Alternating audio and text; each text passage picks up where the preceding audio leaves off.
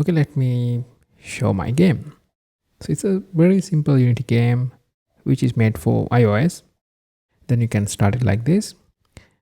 All right, there are drops coming on the sky. There are Twitter drops, and there are YouTube drops, and there are Stack Overflow drops. If you get 5 Stack Overflow jobs, then you get a 1 task completed. And then if you got a Twitter drop, then your screen is blocked for a few seconds.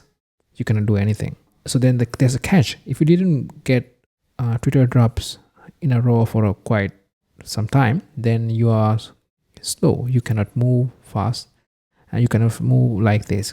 So basically, when you're doing something, you need to get motivated. Maybe Twitter is a way to do that. About my task, I today learned about coroutines, and I implement a simple coroutine for my game. Basically, when I hit with a drop, then I start a coroutine called handle Twitter hit. So then inside that, I freeze the current drop and hide it. And then I freeze the main window. Basically, that's how we move the player upwards.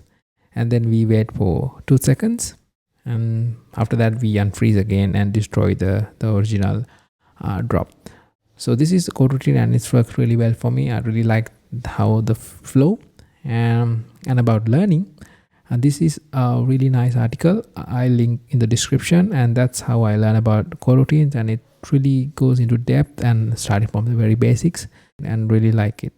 I also open source my code base, and I'm quite not sure this will be useful for you right now, but I'm adding new updates every day, so I might do something interesting. You might need to check it out. So this is the URL. You have to go, I don't know, the /devlife. And that's it for today's update. Yeah, let's see on some other day.